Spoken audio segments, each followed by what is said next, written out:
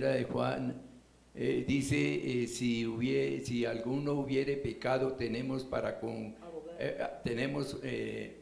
ante Dios como abogado a Jesucristo el justo. Entonces no es que nos dé el chance, así hablándolo entre nosotros, de seguir pecando, porque entonces yo para qué le digo al Señor, líbrame de este cuerpo de muerte, porque uno a veces,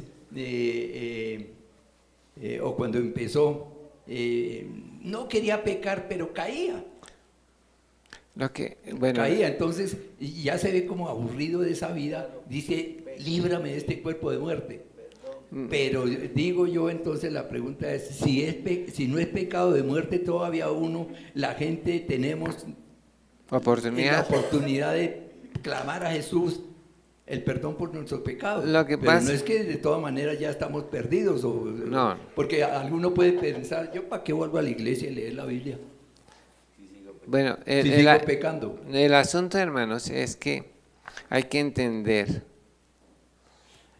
por qué se habla de nacer. Para una nueva vida. Cuando usted nació, ¿estaba completo? No estaba completo. ¿No? O sea, falta Dios. No, pero físicamente. Sí, físicamente sí estaba completo. Sí. Sí. ¿Pero podía caminar? No, porque todavía no tenía la edad. ¿Sí? No, tenía que depender de su mamá. En el Señor también, por eso es que habla de niños, jóvenes y ancianos. Hay los que toman leche. Entonces, a la medida que vamos creciendo, pues vamos desarrollando esas facultades que Dios nos dio. Pero no es que estemos incompletos, sino que se van aprendiendo. Usted no nació caminando.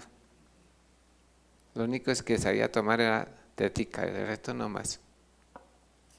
Pero a medida que vamos, ni siquiera veía, porque cuando nacemos no vemos bien, no distinguimos a las personas. Lo único que podemos escuchar. Pero si me va a entender, es un proceso. Por eso que Jesús les dijo, cuando les mandó la predicación del Evangelio, les dijo a los discípulos, Él entendió, dice, ir por todas las naciones y predíqueles y enséñeles. Era diferente a un judío que conocía la ley.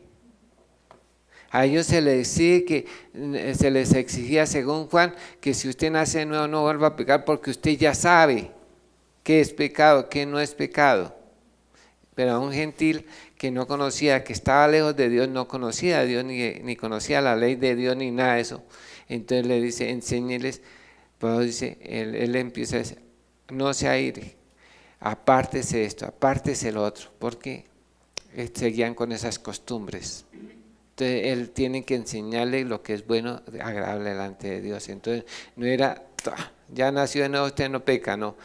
Pues es que el origen de las cartas es porque ellos seguían practicando cosas que no eran agradables delante de Dios. Entonces él escribía las cartas para corregir esos problemas que se presentaban, porque no lo sabían todo, no sabían cómo agradar a Dios. Pero ya es una cosa diferente que uno conoce, y en la Biblia solo está uno que se llamaba Demas, y no era que estaba de más. ¿Sí? Es el único que el apóstol Pablo le dice, no oren por él. Porque él voluntariamente, de todos los que el apóstol Pablo, de sus colaboradores, es el único que tomó la decisión de apartarse de Dios e irse al mundo de nuevamente a pecar deliberadamente, fue Demas. Pero, ¿sí me hago entender, hermanos? ¿Me entienden?